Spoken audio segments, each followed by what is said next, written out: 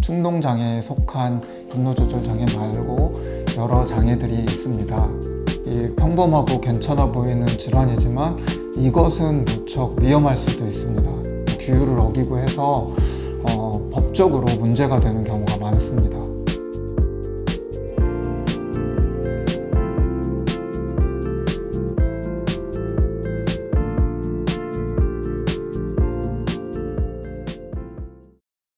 지난주에 제가 청소년의 분노조절 장애에 대해서 말씀을 드렸습니다. 이 분노조절 장애는 원래 충동장애에 속하거든요. 충동장애에 속한 분노조절 장애 말고 여러 장애들이 있습니다. 간헐적 폭발성 장애도 있고, 또 적재적 반항 장애가 있고, 또 품행장애라는 것도 있고요. 또 청소년 화병이라는 것도 있습니다. 이 모든 지금 제가 나열한 이런 증상들은 충동과 관련이 있습니다. 이 충동이라는 것은 인간이 가진 본능적인 하나의 성향인데요. 이 충동성이 너무 강해도 문제가 되고 너무 또 약해도 문제가 됩니다. 그래서 적절하게 이게 조절이 돼야 되는데, 청소년기, 특히 사춘기를 경험하면서 어떤 성호르몬도 나오고 하면서 이제 충동성이 이게 강화가 돼서 청소년기에 이런 질환들을 많이 앓게 됩니다. 그래서 이게 충동이 딱 이렇게 충동이 올라오면 그 충동으로 인해서 긴장이나 이런 것들이 이제 고조가 되고, 그 긴장을 해소하기 위해서 어떤 행동을 하게 되는데, 그 행동이 자신은 물론 또 타인에게까지 피해가 되는 이런 것을 갖다가, 이런 패턴을 보이는 장애를 충동적 장애라고 합니다. 이 중에 제일 대표적인 것이 간헐적 폭발성 장애인데요. 원래 청소년 분노조절 장애라는 말은 없어요. 그렇지만 사회에서 이것이 많이 통용이 되고, 이것과 가장 유사한 질환이 간헐적 폭발성 장애라는 것이 가장 유사합니다. 그래서 지난번 영상을 보시면 간헐적 폭발성 장애에 대해서 아실 수가 있습니다. 여러분들 자녀나 주변의 청소년들 보면 반항을 많이 하는 아이들이 있지 않나요? 그러니까 주로 어른들한테 대들고 뭔가 이 논쟁을 하려고 하고, 어떤 상황에서 아주 부정적으로 이야기들을 이끌어가고 하는 것을 갖다가 적대적 반항장애라고 하거든요. 적대적 반항장애의 가장 큰 특징은 사회적 규범이나 또 타인의 어떤 권익 같은 것을 침해하지 않는다는 겁니다. 그러니까 다시 얘기하면 법을 위반하거나 남들한테 피해를 주거나 하지 않고 그냥 어떤 반항적인 성향이 있는 거죠. 어른의 말을 잘 안 듣는다거나 주로 논쟁을 많이 하고, 또 신경질적이고 화를 잘 내고 이런 정도입니다. 특징은 남들한테 피해는 없지만 스스로한테는 피해를 받을 수도 있습니다. 이게 이제 상황이 오래되면 친구들도 조금 싫어할 수도 있고, 선생님들도 어른들도 얘를 조금 안 좋게 볼 수도 있고 불편하게 생각할 수도 있잖아요. 그래서 사회적으로 또 학교에서나 적응을 좀 잘 못하게 되고, 결국에는 또 성적이 떨어지고 이렇게 되니까 학교를 그만두게 되는 이런 상황들이 생기기도 합니다. 그리고 이와 비슷한 것 중에 하나가 이제 또 품행장애라는 것이 있어요. 또 행실장애라고도 하는데요. 품행장애 하면 아까 적대적 반항장애 이런 것보다 이 평범하고 괜찮아 보이는 질환이지만 이것은 무척 위험할 수도 있습니다. 반복적이고 지속적인 어떤 타인이나 이런 거에 대한 권익 침해가 있고요. 규율 위반을 합니다. 그렇기 때문에 이 품행장애는 법적인 제재를 받을 수가 있습니다. 우리가 늘 자주 보는 주변에 있는 비행 청소년들과 비슷하고요. 보통 사춘기 때 또 남학생 아이들에게서 두드러지게 나타납니다. 그리고 남학생들 중에 한 10% 정도에서 이게 문제가 되는데요. 자꾸 남한테 손해를 가하고 타인의 권익을 침해하기도 하고 규율을 어기고 해서 법적으로 문제가 되는 경우가 많습니다. 공격적인 행동들, 또 잔인한 행동들, 또 어른에 대한 반항, 또 성적인 어떤 이러한 행동들, 그리고 음주나 약물 남용 같은 것들도 함께 하는 경우들이 많습니다. 가장 큰 특징은 남들에게 피해를 주는 것입니다. 빨리 치료하는 것이 좋지만 치료를 거부하는 경우들이 많습니다. 그래서 부모님 손에 이끌려서 병원이나 한의원을 찾았을 때 치료를 거부하는 상황이 많아서 치료를 못 받는 경우가 많고요. 그렇다고 모든 비행 청소년들이 전부 이 품행장애를 겪는 것은 아닙니다. 가족과 어떤 사회적인 도움이 필요한데요.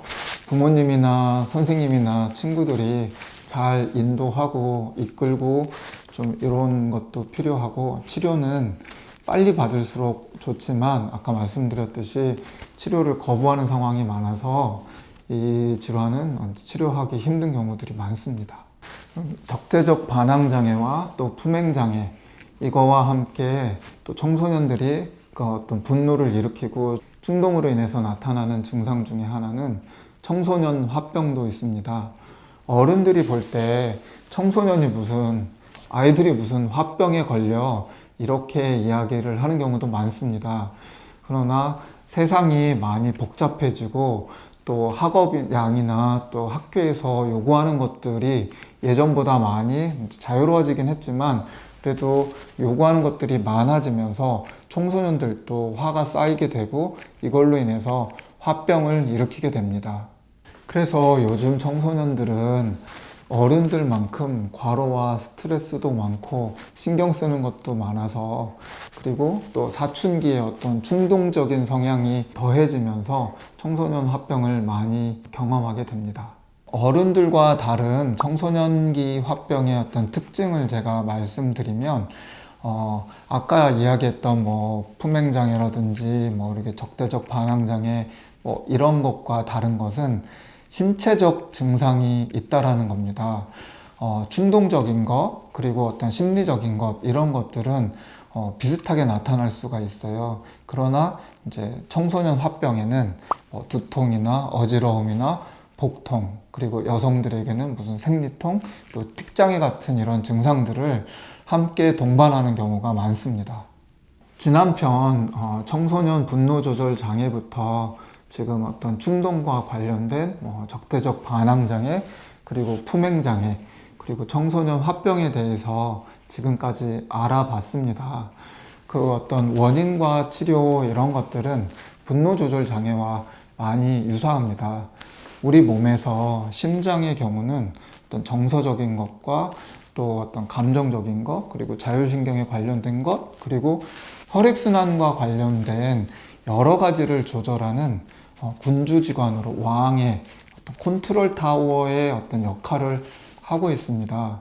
그런데 이제 과로와 스트레스와 생각이 많고 걱정, 근심이 많아지면서 심장이 일이 많아지고, 이게 과열이 되면 심장이 할 수 있는 것들, 기능들을 잃게 됩니다. 그리고 심장의 상태는 아주 화가 나고 터질 것 같고 뭔가 이게 조급해지고, 또 그러면서 이게 메말라지고, 이런 여러 가지 형태들을 보이면서 각자 어떤 충동을 폭발적으로 일으키고, 또 분노를 일으키고, 또 반항을 하게 되고, 또 화를 내게 하고, 또 이런 여러 가지 증상들을 나타내게 되거든요. 그래서 한방적으로 이런 증상들을 치료할 때는 심장의 기운을 바르게 잡아서 평온하고 부드럽고 웃는 심장으로 만들어줬을 때 어떤 인지기능이나 감정 조절 기능, 또 자율신경, 그리고 혈액순환의 어떤 모든 기능들이 원활해지면서 편안해질 수 있습니다. 특히나 청소년들의 어떤 심리적, 정신적 질환들은 부모님의 역할과 사회의 역할이 중요합니다.